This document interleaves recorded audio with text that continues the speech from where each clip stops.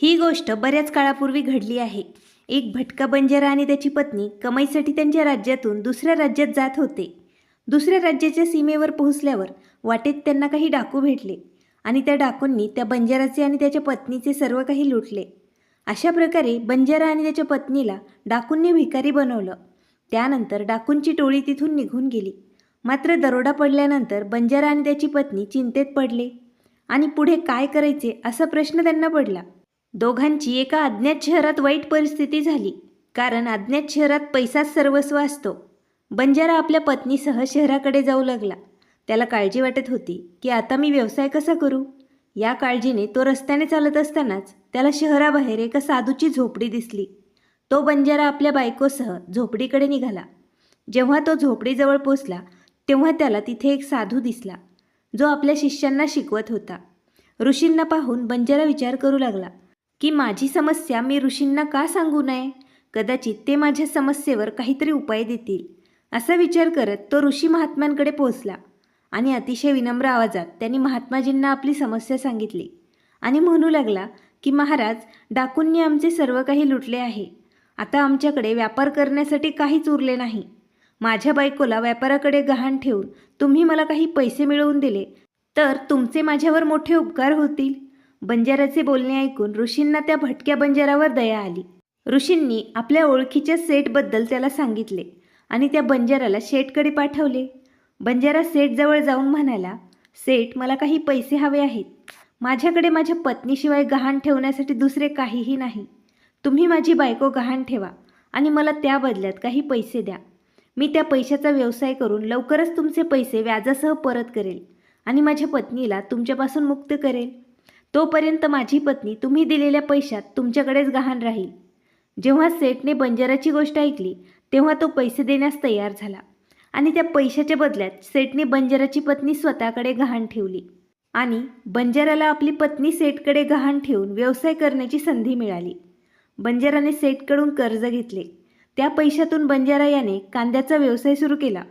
अशा प्रकारे भटक्या बंजाराने त्या पैशातून फार कमी वेळात खूप पैसा कमवला आणि आता तो भटका बंजारा त्या सेठजवळ पोहोचला आणि त्यांना म्हणाला, सेठजी, कृपया तुमचा हिशोब तुम्ही व्यवस्थित करा आणि माझ्याकडून पैसे परत घ्या. तुम्ही माझ्या पत्नीला मला परत करा. हे ऐकून सेठ म्हणाले, बंजारा, तुला मी काय सांगू. 2 महिन्यांपूर्वी तुझी पत्नी अचानक आजारी पडली आणि आजारपणामुळे तुझ्या पत्नीचा मृत्यू झाला. मी तुझ्या पत्नीवर खूप उपचार केले, तिला उत्तम डॉक्टरांकडे नेलं, पण तरीही मी तुझ्या पत्नीला वाचवू शकलो नाही. हे सेठच्या तोंडून ऐकून तो बंजारा खूप दुःखी झाला. मग थोडा धीर धरून तो सेठला म्हणाला, सेठजी, जे व्हायचं ते आधीच झालं आहे. कदाचित माझ्या नशिबात हेच लिहिलं होतं. ती माझ्यासोबत राहिली असती तरी तिचं आयुष्य पूर्ण झाल्यावर तिला मरावंच लागलं असतं. मरण कोण टाळणार. तरीही मी माझं कर्ज फेडेल आणि माझ्या पत्नीला गहाण ठेवल्याचा कलंक माझ्यावर लागू नये म्हणून स्वतःला निर्दोष सिद्ध करण्याबद्दल मला समाधान मिळावं, म्हणून तुम्ही तुमचे पैसे माझ्याकडून परत घ्या. भटक्या बंजाराचे म्हणणे ऐकून शेठ म्हणाला, नाही बंजारा, आता मी तुमच्याकडून पैसे कसे घेणार. जेव्हा मी तुमचा विश्वास तुम्हाला परत करू शकत नाही तेव्हा मला माझे कर्ज परत घेण्याचा पण अधिकार नाही. बंजारा याने सेठ यांना त्याचं कर्ज परत घेण्याची वारंवार विनंती केली, परंतु सेठ बंजाराच्या बोलण्याला सहमत झाले नाही. नंतर बंजारा तिथून दुःखी भावनेने निघून गेला आणि वाटेत तो पुन्हा त्याच ठिकाणी पोचला जिथे तो साधू महात्मांना प्रथम भेटला होता. साधू महात्मा नेहमीप्रमाणे व्यासपीठावर बसून त्यांच्या शिष्यांना शिकवत होते. बंजाराही मन शांतीसाठी तिथे बसून महात्म्यांचे प्रवचन ऐकू लागला. तेव्हा साधू महात्म्याने बंजाराला लगेच ओळखले आणि त्याची तब्येत विचारण्यास सुरुवात केली. तेव्हा बंजारा यांनी संपूर्ण घटना संत महात्मांना सांगितली. महात्मा एक परिपूर्ण पुरुष होते. बंजाराचे म्हणणे ऐकून साधू महात्मा म्हणाले, बंजारा, त्या सेठने तुमची फसवणूक केली आहे. तुमची पत्नी नक्कीच जिवंत आहे.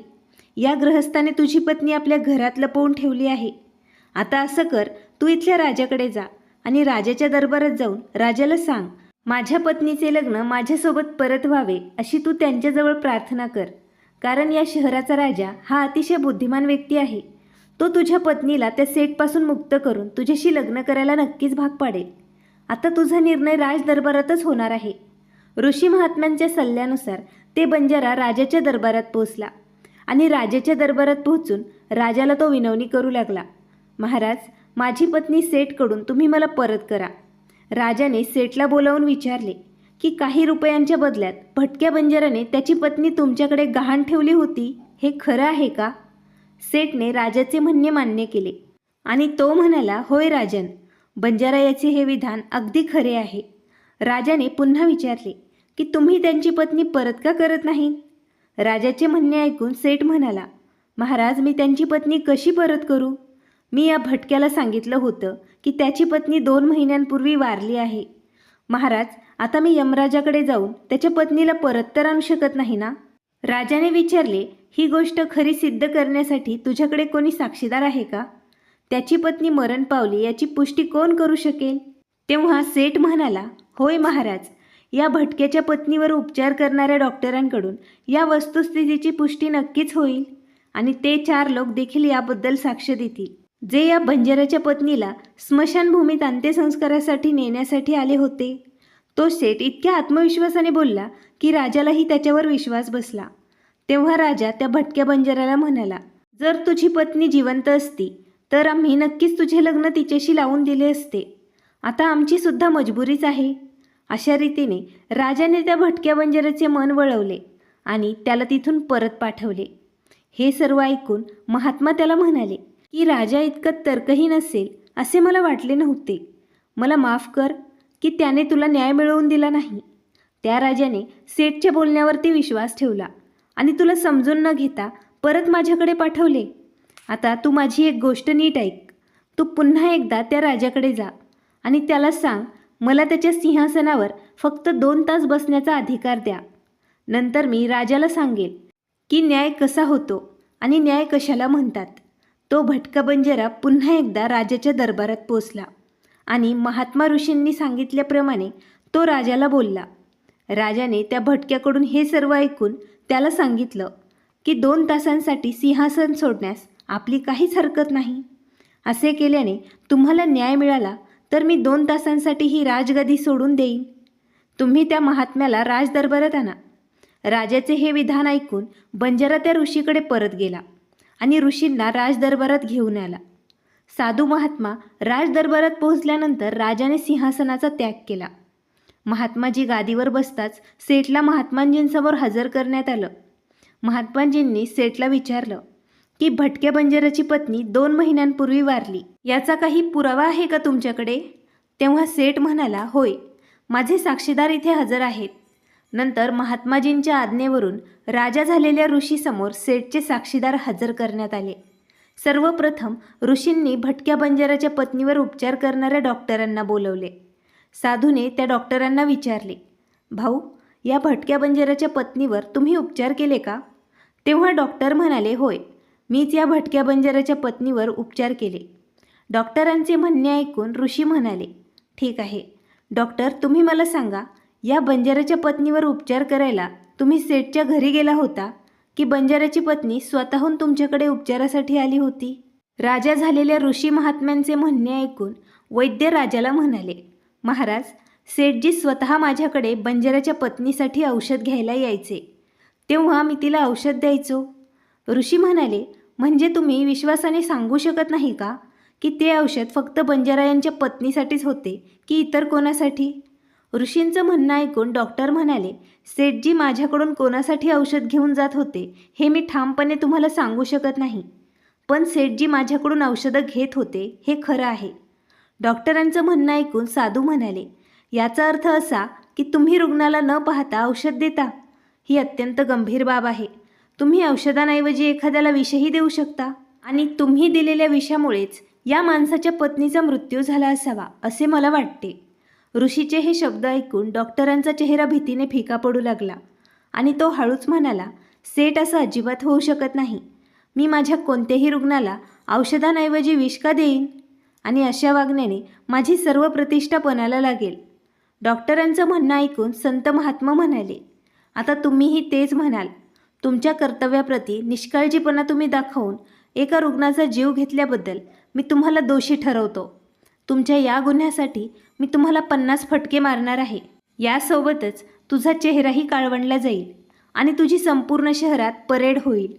आता तुम्हीच ठरवा की तुम्ही खरे सांगाल की मी सैनिकांना तुम्हाला अटक करायला आदेश देऊ.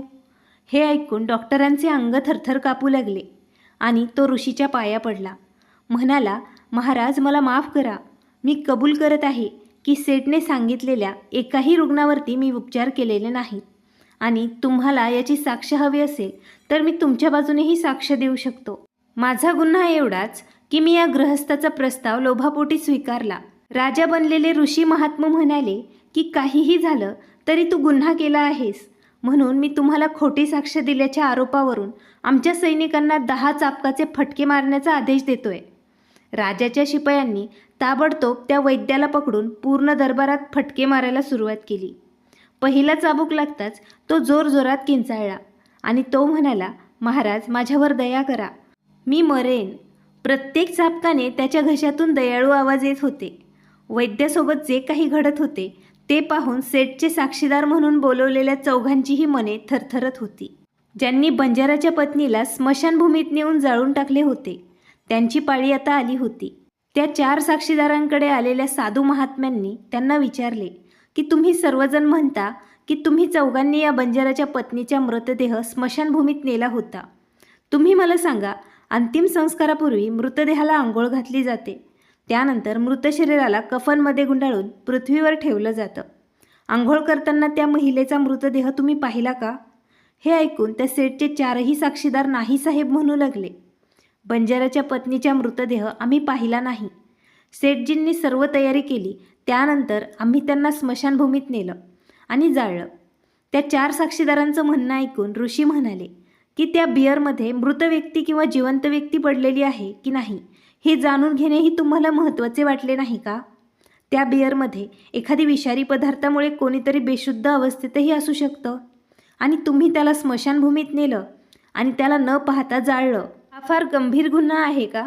यासाठी तुम्हाला फाशीची शिक्षाही दिली जाऊ शकते. ऋषी महात्म्यांकडून मृत्यूदंडाची बातमी ऐकून 4 साक्षीदारांचे हातपाय थंडगार झाले. साधू महात्म्यांनी सेठकडे पाहताच सेठचा चेहरा भीतीने काळवंडला होता. साधू सेठला म्हणाला, सेठजी तुमचे 5ही साक्षीदार अगोदरच नष्ट झाले आहेत. आता मला सांगा, परक्या व्यक्तीच्या पत्नीला तिच्या इच्छेविरुद्ध जबरदस्तीने घरात डांबून ठेवल्याच्या गुन्ह्याबद्दल तुम्हाला काय शिक्षा व्हायला पाहिजे? साधू महात्म्यांचे बोलणे ऐकून सेठचा चेहरा अचानक पांढरा झाला आणि त्यांच्या तोंडातून शब्दच निघेना. ऋषी बनलेल्या राजाने सांगितले की मी तुला 10 वर्षांचा सश्रम कारावासाची शिक्षा सुनावण्याआधी तू या बंजाराच्या पत्नीला दरबारात हजर करण्यास वेळ वाया घालवू नको. बंजाराच्या पत्नीला राज दरबारात हजर केलं. साधूने बंजाराच्या पत्नीला बंजाराच्या स्वाधीन केलं आणि कट रचण्याचा आणि खोटी साक्ष देण्याच्या गुन्ह्यासाठी सेठला 6 महिन्यांची शिक्षा सुनावली. ज्या 4 साक्षीदारांनी भटक्याच्या पत्नीचा मृतदेह स्मशानभूमीत नेल्याबद्दल खोटी साक्ष दिली होती त्यांना 100 फटके मारण्याची शिक्षा झाली. हे पाहून राजा मात्र चकित झाला आणि तो म्हणाला, महात्माजी तुम्ही धन्य आहात. तुम्ही मला शिकवले न्याय कसा करावा. मित्रांनो, तुम्हाला आजची कथा आवडल्यास नक्की लाईक करा, शेअर करा आणि नवीन असाल तर चॅनल सबस्क्राईब करा. धन्यवाद.